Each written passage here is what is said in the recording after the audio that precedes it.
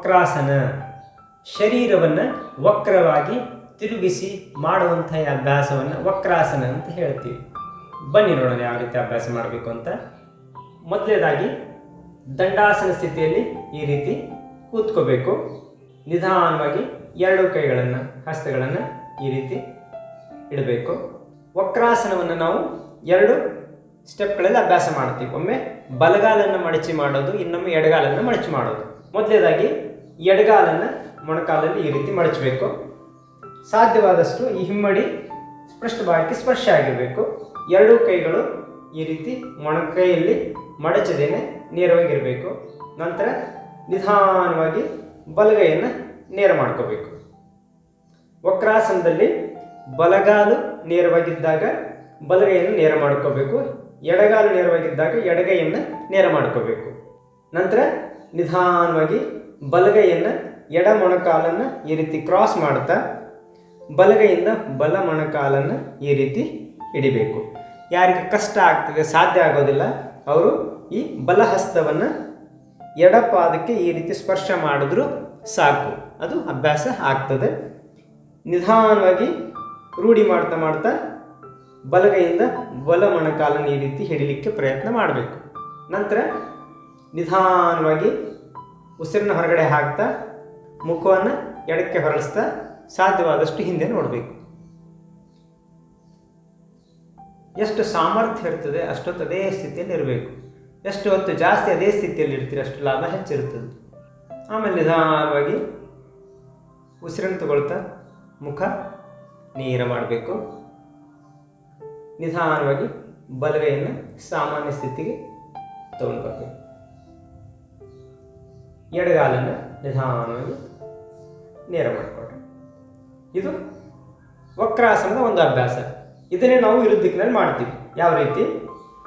ಬಲಗಾಲನ್ನು ಮಡಚಬೇಕು, ಎಡಗೈಯನ್ನು ನೇರ ಮಾಡಬೇಕು, ಎಡಗೈಯನ್ನು ಬಲ ಮೊಣಕಾಲನ್ನು ಕ್ರಾಸ್ ಮಾಡ್ತಾ ಎಡಗೈಯಿಂದ ಎಡ ಮೊಣಕಾಲನ್ನು ಈ ರೀತಿ ಹಿಡಿಬೇಕು. ಸಾಧ್ಯವಾದಷ್ಟು ನಿಧಾನವಾಗಿ ಉಸಿರನ್ನ ಹೊರಗಡೆ ಹಾಕ್ತಾ ಬಲಕ್ಕೆ ಹೊರಳಿ ಹಿಂದೆ ನೋಡಲಿಕ್ಕೆ ಪ್ರಯತ್ನ ಮಾಡಿ. ನಿಧಾನವಾಗಿ ಉಸಿರು ತಗೊಳ್ತಾ ಮುಖ ನೇರ ಮಾಡಬೇಕು. ನಂತರ ನಿಧಾನವಾಗಿ ಎಡಗೈಯನ್ನು ಸಾಮಾನ್ಯ ಸ್ಥಿತಿಗೆ ತರಬೇಕು, ಬಲಗಾಲನ್ನು ನೇರ ಮಾಡಬೇಕು. ಇದು ವಕ್ರಾಸನದ ಅಭ್ಯಾಸ.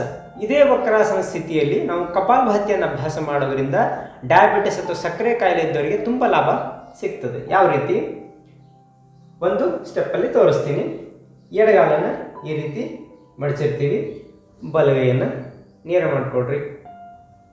ಬಲಗೈಯಿಂದ ಬಲ ಮೊಣಕಾಲನ್ನು ಈ ರೀತಿ ಹಿಡಿಬೇಕು ವಕ್ರಾಸನ ಸ್ಥಿತಿಯಲ್ಲಿ. ಆಮೇಲೆ ನಿಧಾನವಾಗಿ ಎಡಕ್ಕೆ ಹೊರಡಿ ಹಿಂದೆ ನೋಡ್ತೀವಿ. ಈ ಆಸನ ಸ್ಥಿತಿಯಲ್ಲಿರುವಾಗ ಕಪಾಲಭಾತಿಯನ್ನು ಅಭ್ಯಾಸ ಮಾಡೋದು. ಯಾವ ರೀತಿ?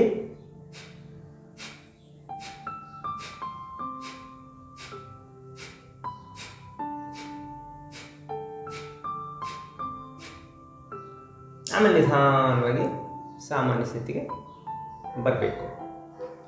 ಸ್ಥಿರ ಸುಖ ಆಸನದಲ್ಲಿ ಯಾವ ರೀತಿ ನಾವು ಕಪಾಲಭಾತಿಯನ್ನು ಅಭ್ಯಾಸ ಮಾಡ್ತೀವಿ, ಅದೇ ರೀತಿ ಈ ವಕ್ರಾಸನ ಸ್ಥಿತಿಯಲ್ಲಿ ಕಪಾಲಭಾತಿಯನ್ನು ಅಭ್ಯಾಸ ಮಾಡೋದ್ರಿಂದ ಸಕ್ಕರೆ ಕಾಯಿಲೆ ಇದ್ದವರಿಗೆ, ಅದರ ಜೊತೆಗೆ ಹೊಟ್ಟೆ ಸಂಬಂಧಿತ ಕಾಯಿಲೆ ಇದ್ದವರಿಗೆ ಲಾಭ ಹೆಚ್ಚು ಸಿಗ್ತದೆ.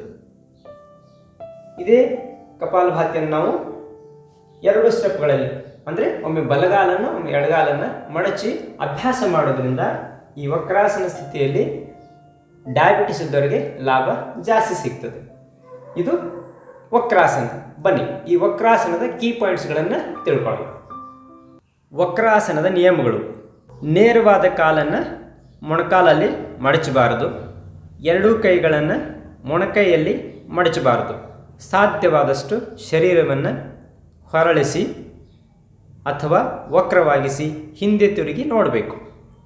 ಆಸನದ ಸ್ಥಿತಿಯಲ್ಲಿ ಅಥವಾ ಅದೇ ಪೊಸಿಷನ್ನಲ್ಲಿ ಕನಿಷ್ಠ ಪಕ್ಷ 1 ರಿಂದ 3 ನಿಮಿಷ ಇರಬೇಕು ಮತ್ತು ಆಸನವನ್ನು 5 ರಿಂದ 10 ಬಾರಿ ಅಭ್ಯಾಸ ಮಾಡಬೇಕು. ವಕ್ರಾಸನದ ಲಾಭಗಳು: ಹೊಟ್ಟೆ, ಸೊಂಟ ಮತ್ತು ತೊಡೆ ಭಾಗದ ಬೊಜ್ಜನ್ನು ಕಡಿಮೆ ಮಾಡುತ್ತದೆ.